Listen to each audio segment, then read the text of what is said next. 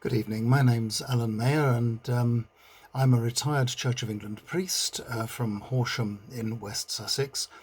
And this talk is entitled An Easy Way into the Old Testament, the prophets Amos and Hosea. If you need a way into the Old Testament and have been intimidated by its length or its complexity, I have an easy way for you to get into it.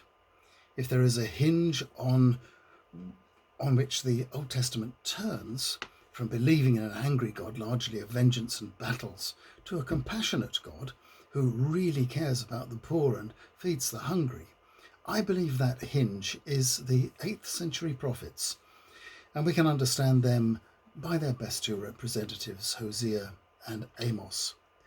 Now, I'm not saying that there was no compassion or forgiveness before the 8th century and no judgment and retribution after that time. It's just that the emphasis shifted. Amos was an amateur preacher, a practical man, not well off, not highly educated, but his heart was in the right place. And Hosea learnt what it was like in the hard knocks of life, what it must be like for God to have his mercy, his love and his forgiveness thrown back at him by his faithless people. Although Hosea comes first in the section of the Old Testament known as the Minor Prophets, he did his work after the pioneer of the prophets of the 8th century before Christ, the prophet Amos. It is right to look at these two prophets together because they are very near neighbours. They prophesy to the same country around the same time.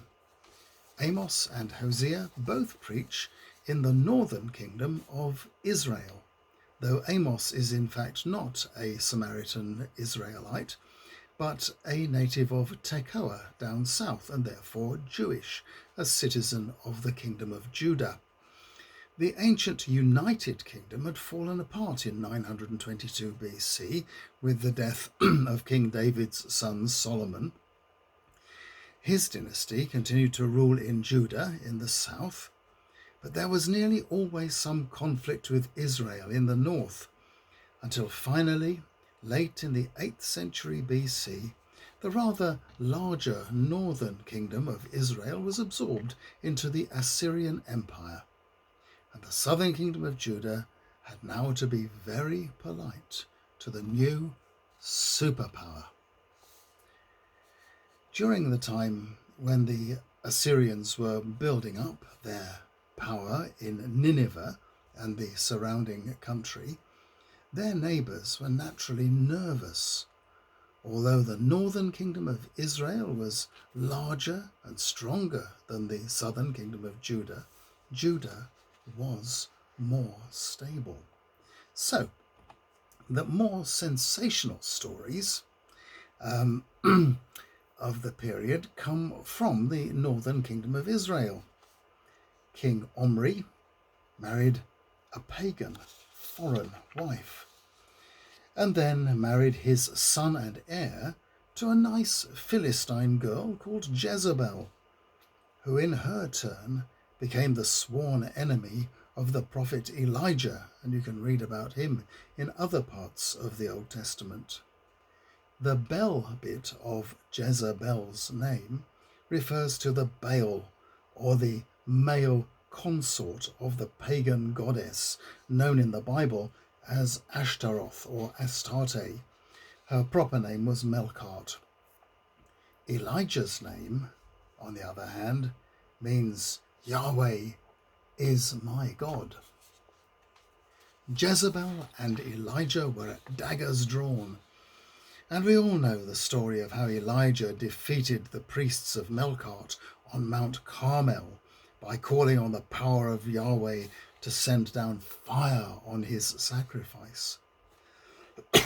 All these sensational stories have come down to us, of course, via Jewish and not Israelite sources, since Judah and the Jews survived their exile more successfully than the Samaritans did. The Jews' faith became a world religion. The Samaritans remain a small sect.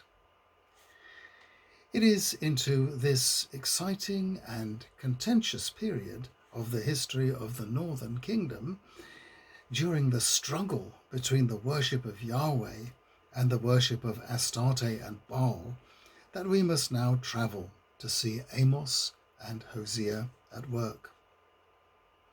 When Amos travelled north, the kingdom of Israel was a bit complacent. The economy was doing okay and people had money in their pockets. The royal family had set up 2 big royal shrines to stop people making pilgrimages down south to Jerusalem, and had employed people to be priests that were not descendants of Aaron, like the Jewish priests had to be. Because the economy was doing well, funds were flowing into the official shrines, and people were saying that God had blessed them. And now up pops Amos, around 755 BC, fired up with zeal for the God of his ancestors and horrified by what he saw across the border. He was not a professional prophet, nor a member of a prophetic guild. He was a layman, an amateur. He worked as a shepherd and a smallholder near Tekoa, his hometown in northern Judea. He had to say harsh words in a smooth season. First of all, he denounced military power as a justification for dominance. Then he attacked the judiciary for not judging cases fairly. Then he had a go at the immorality of society in the northern kingdom and the shallow meaninglessness of their religion. He foretold doom for the northern kingdom of Israel. All its prosperity and all its military power would do it no good in the end. And so it was to prove. All this did not go down well. His confrontation with the Bethel priest Amaziah and his self-justification in front of his adversary is a memorable episode in the history of prophecy. So he gets expelled from the royal shrine at Bethel and goes home to Tekoa, where he wrote it all down for posterity to read. Amos chapters 1 and 2 are an indictment of all the neighbouring countries. Amos starts by saying it's not just Israel that's at fault, it just happens that Israel is close at hand. The political situation is complex and difficult for us, but the main points are not difficult to see. If you behave immorally or greedily, there will be consequences, because the Ninevites, the Assyrians, are growing in power, but the people of the nations are distracted. Amos chapter 3 concentrates on the northern kingdom of Israel, telling them that they will be as scared as if they'd heard a lion roaring nearby. Chapter 4 is about the distraction of luxurious excess and playing at religion. There are obvious warnings in the form of drought and other ecological disasters that the northern kingdom will not heed. And chapters 5 and 6 are a lament for Israel. It bewails the ruling class's self-indulgence. It is about how horrible it will be when it all falls apart and the local superpower Assyria marches in and brings it all to destruction. Chapters 7, 8 and 9 describe visions of locusts, fire, a plumb line and a basket of fruit, which Amos uses as allegories for God's judgment as he confronts the king of Israel with the facts about his country's impending fate. Shortly afterwards, as the crisis deepens and the days of defeat draw closer, the prophet Hosea acts out his drama in the years leading up to the fall of the northern kingdom, Israel, in 721 BC.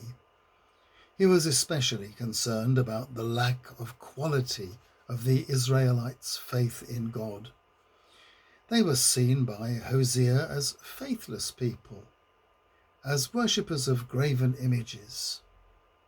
Hosea boldly pictures this faithlessness in terms of his own heartbreaking marriage to a faithless woman.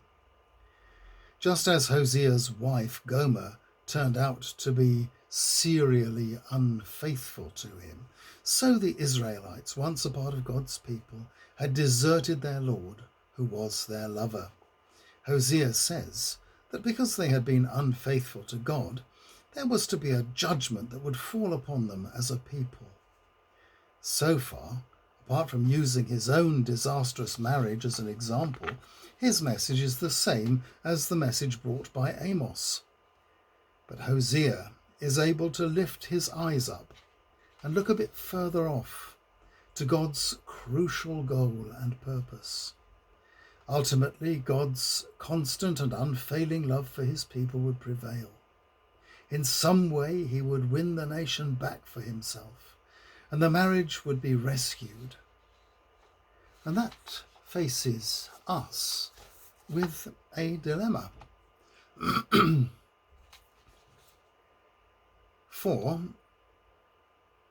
the northern kingdom of Israel was never restored, and Hosea's prophecy has had to be interpreted in another way. The Jews, the inhabitants of the southern kingdom called Judah, first saw it as fulfilled by the ending of their own exile in Babylon and the restoration of the Jerusalem temple. But later, we Christians saw it differently. We saw it as fulfilled in the death and resurrection of Jesus, by which God, in his love for all humanity, purchased a new people for himself, not a nation state, but a free people from every tribe and tongue. Hosea sums it up in moving words from the mouth of the God of love. How can I give you up, O Israel? How can I possibly abandon you? My heart will not let me do such a thing. All my compassion is aroused. My love for you is so strong. So, I commend to you the books of the prophets Amos and Hosea. They are among the shorter books of the Old Testament, but how eloquently they describe a development on the way towards our Christian understanding of God's grace. Listen to Hosea as he says that only God can turn a valley of troubles into a doorway of hope, and to Amos as he speaks, saying, "Seek the one who made the stars, the one who turns the darkness into morning and turns day to night." In history, they will be succeeded by the big prophets, Isaiah and Jeremiah, when Judah, the southern kingdom, comes in its turn to face its nemesis, when the Babylonians in their turn arrive and conquer.